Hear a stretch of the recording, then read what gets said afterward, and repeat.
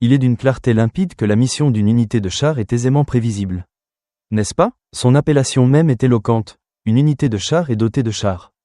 Ces colosses mécaniques sont les poings d'acier de l'infanterie, les fers de lance d'une offensive, déployant une puissance de feu dévastatrice et un soutien tactique indispensable aux troupes au sol. Ils sont conçus pour fendre les lignes ennemies, pour briser les défenses et pour inspirer la terreur. Mais que se passe-t-il lorsque ces formations, par définition blindées, sont cruellement dépourvues de leur atout majeur, de leur raison d'être même? C'est à cette question, qui relève presque de l'absurde, que la Russie est en train de répondre, à ses dépens, sur les champs de bataille ukrainiens. Le président Poutine, dans ce que beaucoup décrivent comme une décision d'une folie stratégique inouïe, a résolument engagé des unités de chars russes dans le brasier du conflit, les privant précisément du matériel pour lequel elles ont été conçues, entraînées et dont l'usage constitue le cœur même de leur expertise. L'armée de Poutine, jadis vantée comme une puissance redoutable, semble aujourd'hui agonisante, prise dans les raies d'une logique autodestructrice. La folie, dans sa manifestation la plus sombre, semble avoir pris les rênes du commandement, car les unités de chars russes sont confrontées à un adversaire bien plus insidieux et dévastateur que les forces ukrainiennes elles-mêmes, leur propre chef. Comme l'a révélé Euromaïdan Press dans un article cinglant du 13 avril. La peur s'est emparée du haut commandement russe à un point tel qu'il n'ose plus engager ses précieux chars sur la ligne de front, préférant les maintenir à une distance maximale, loin des combats directs. La raison est simple, mais ô combien tragique, les drones ukrainiens, véritables faucheurs des temps modernes, sont devenus une menace existentielle, omniprésente et mortellement efficace contre ces mastodontes blindés. Les commandants se trouvent donc face à un dilemme cornélien, une équation insoluble dictée par la terreur des airs. Faut-il continuer à doter leurs unités de chars de ces mêmes blindés qui, paradoxalement, les transforment en cibles privilégiées pour la fureur des drones, garantissant leur destruction quasi certaine? Ou bien faut-il précipiter ces mêmes unités, dépouillées de leur protection essentielle, au combat, en les réduisant à de la simple infanterie ou à des véhicules non blindés, en espérant, une espérance aussi vaine que cruelle, que les nuées de drones ukrainiens ne les repèrent pas, ne les traquent pas, et ne les pulvérisent pas avant qu'ils n'atteignent leurs objectifs? Il semblerait, hélas, que la seconde option, celle qui déshabille ces unités de leur raison d'être, soit la voie actuellement empruntée par la Russie. On ne peut que supposer que les esprits comptables du Kremlin, ces calculateurs, froids et cyniques tapis dans l'ombre du pouvoir, ont pris la décision glaçante de priver délibérément les unités de chars de leur blindage pour des motifs purement financiers. Après tout, la perte d'un char représente un coût matériel colossal, une ligne rouge dans les budgets militaires, un investissement qu'il faut protéger, mais la perte de vies humaines, étrangement, semble être perçue comme un coût moins exorbitant à l'échelle nationale. Recruter de nouveaux soldats pour remplacer ceux qui tombent, semble-t-il, s'avère bien plus économique que de remplacer un T-90 flambant neuf. Alors, pourquoi ne pas les envoyer au combat, ces hommes, sans l'équipement qu'ils ont appris à maîtriser durant toute leur carrière militaire, sans le compagnon d'acier qui devait être leur protection et leur puissance de frappe? C'est là une décision qui défie l'entendement, une stratégie abjecte émanant du commandement russe. Pourtant, et c'est là que réside le véritable effroi, derrière cette apparente démence, se cache une logique tordue, une rationalité pervertie que nous allons tenter de démêler.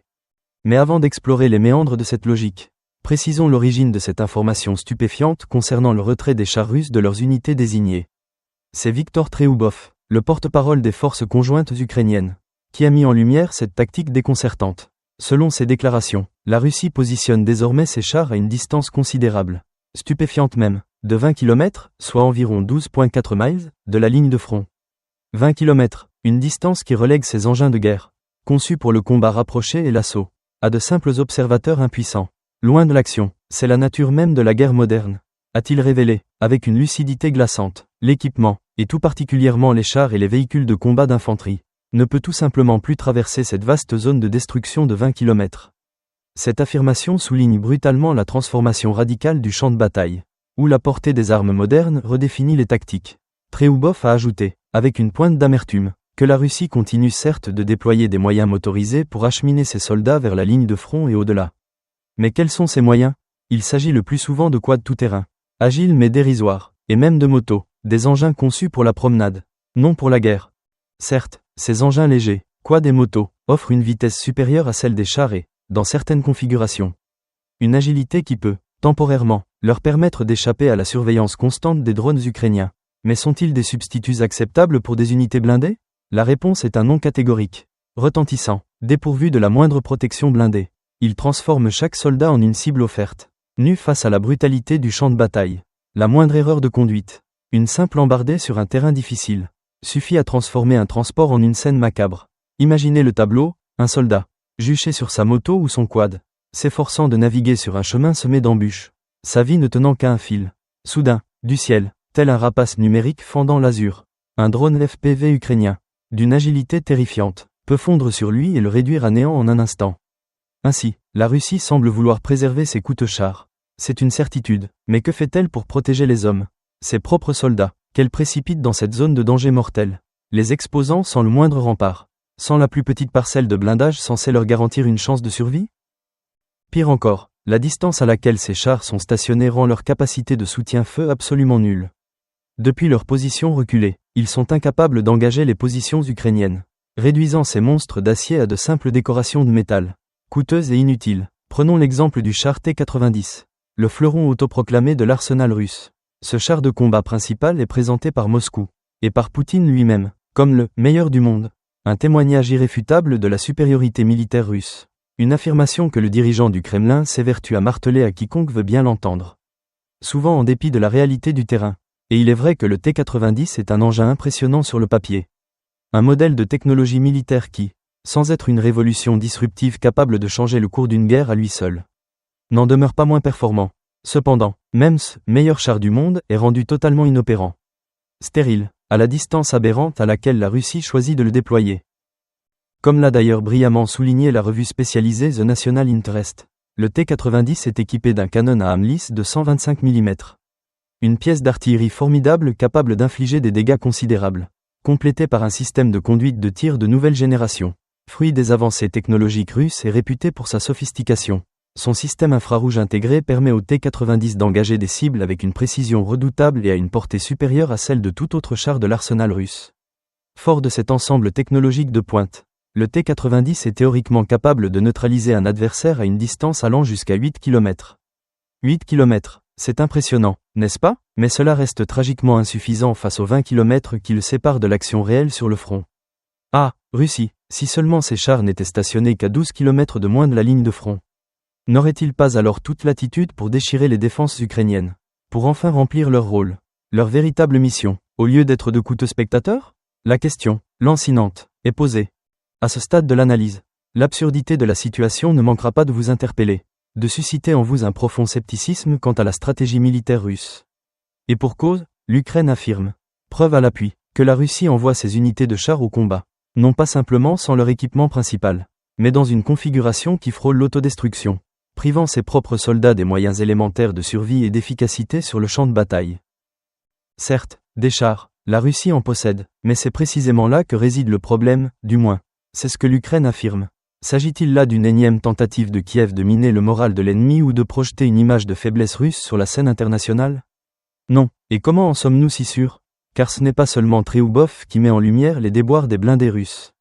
Des voix dissidentes, pourtant issues du cœur même de l'appareil militaire russe, commencent à percer le mur du silence et ont, elles aussi, beaucoup à révéler sur l'état actuel de la flotte de chars de leur nation. Et, fait troublant, une grande partie de leurs témoignages corrobore de manière frappante ce que l'Ukraine avait déjà divulgué. C'est ainsi que le 14 avril dernier, le canal Telegram géré par Voenkor Kotnok a publié une lettre d'une pertinence rare.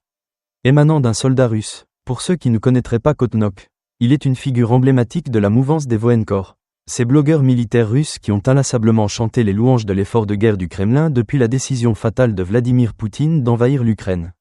En d'autres termes, c'est un propagandiste zélé, un instrument docile du régime. Un individu sur lequel Poutine et ses acolytes du Kremlin peuvent généralement compter pour relayer la narration officielle et distiller précisément le discours qu'il leur faut pour tenter de donner l'impression que la campagne militaire spéciale se déroule sans accroc.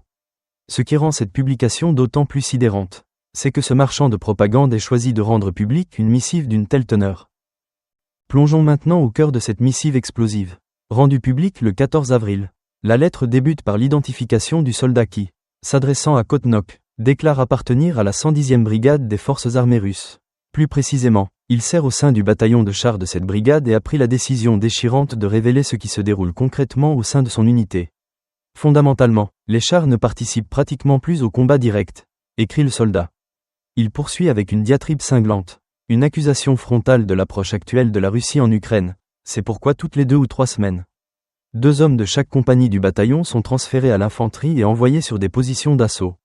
des positions défensives, ou pour soutenir les drones. Ces machines de guerre, autrefois emblèmes de la puissance soviétique, sont désormais reléguées au rang d'observateurs passifs, tandis que leurs équipages, des spécialistes formés pour manœuvrer des monstres d'acier, sont réduits à devenir de la chair à canon, jetés sans préparation adéquate dans des rôles d'infanterie qu'ils n'ont jamais été entraînés à tenir. C'est une transformation forcée, absurde et mortelle,